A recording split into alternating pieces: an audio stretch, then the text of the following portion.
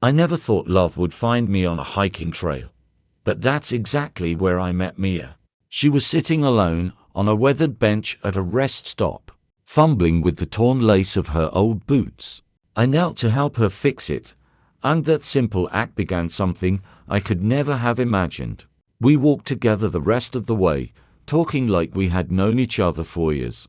Somehow, what started as a chance encounter turned into something far deeper. 3 years later, we were married. For the first time in my life, I felt complete. Our marriage was everything I had ever hoped for. We traveled, we laughed, we built a small home together. Life felt peaceful, almost perfect until the day we decided to start a family. That was when our happiness cracked. After countless doctor visits and tests, we were told that Mia couldn't have children. The doctors called it a rare condition. Her body simply wouldn't allow it. I remember sitting there, holding her hand as tears welled in her eyes. For months, we lived under the heavy shadow of that truth. But eventually, we came to accept it. Life, we told ourselves, wasn't defined by children. We still had each other, and that had always been enough. Years passed quietly, until the day Mia got sick. It began subtly. She was just tired, weaker than usual. But soon, her exhaustion deepened into something far worse. Her once bright energy dulled, and she became pale, withdrawn, almost absent. We went to doctor after doctor. Nobody knew what was wrong.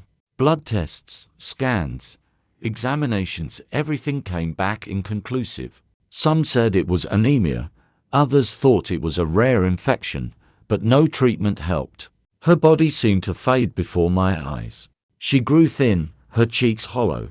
I could see the bones beneath her skin. Then her hair began to fall out.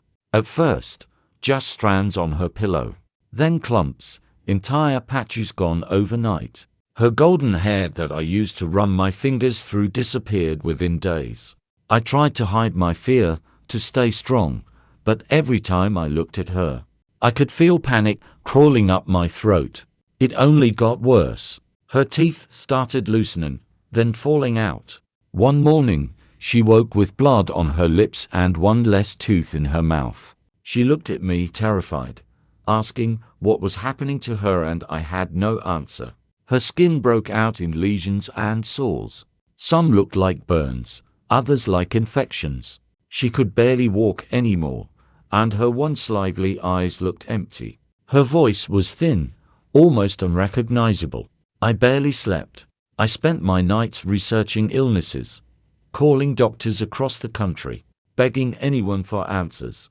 No one could explain it. When I found out from her parents that she had been adopted, and that they were forbidden to reveal anything about her biological family, it felt like another door slamming shut. There was nowhere left to turn. I tried everything: medications, holistic treatments, priests, healers. I even begged for blessings from churches I had never visited before. But nothing changed. Her body continued to waste away, her weight dropping to less than 80 pounds. She looked like an elderly woman trapped in a young woman's body. The doctors finally told me the words I had feared most: prepare yourself. She doesn't have much time left. I knew it was coming. Still, I wasn't ready for what happened next. One morning, I woke to the sound of Mia coughing violently upstairs. I ran to her room and froze. The bedsheets were soaked in blood. The air smelled metallic. Mia's legs were covered in crimson, and her face was pale as death. I shouted her name, tearing the blanket away, then stopped breathing. Between her legs lay a newborn baby girl, tiny, alive, crying. Mia was dead. She had bled out before I could even call for help. When they performed the autopsy, the doctors told me something impossible. Her body showed no signs of pregnancy, not a single trace of it. No fetal tissue, no uterine changes, nothing. They said, medically, she couldn't have given birth. But the baby was perfectly healthy. I didn't care what they said. That child was mine, ours. Mia had once told me, back when we still dreamed about a family, that if we ever had a daughter, She wanted to name her Elizabeth. So I named her Elizabeth.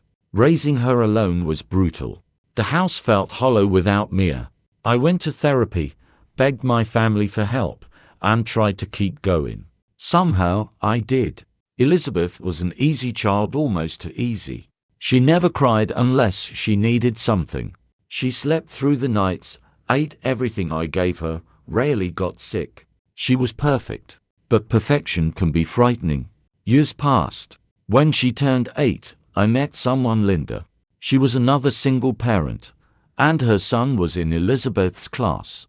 Linda made me feel alive again. For a short time, I thought maybe life was giving me a second chance. That's when Elizabeth changed. She started clinging to me, acting cold and distant toward Linda. Whenever I planned a date, Elizabeth would beg me not to go, or create some distraction to keep me home. Then came the night everything fell apart. Linda and I had gone out for dinner, leaving Elizabeth and Linda's son with a babysitter. Hours later, I got a call, panicked screaming on the other end. Elizabeth had attacked Linda's son. She had cut off 3 of his fingers with a kitchen knife. I'll never forget the horror of that moment. Linda ended things immediately, of course. The police got involved. Child services, psychologists. Everyone tried to understand why an 8-year-old would do something like that. Therapists said it was trauma, that Elizabeth couldn't handle the idea of losing me, that she feared being replaced. I moved her to a new school. We started over. I promised myself I'd never date again. But even with time, her behavior stayed strange. Sometimes, when she was angry or jealous, her eyes looked just like Mia's had in those final days, cold, distant, almost ancient. When she turned 12, the resemblance became uncanny. Not just her face, her laughter, her gestures, the way she tilted her head. Even her voice carried Mia's tone. It was as though I was living with Mia again, trapped in a cruel, looping dream. Then, on her 13th birthday, I saw something that shattered me.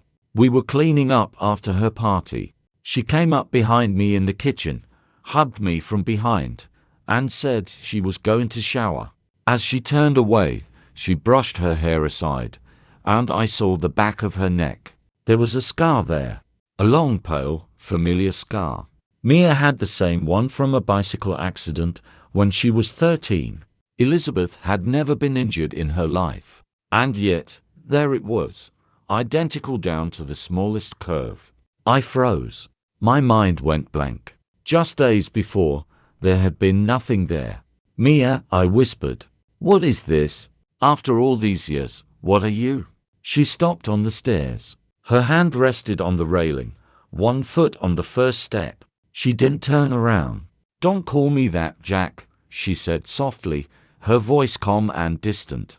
I'm Elizabeth now.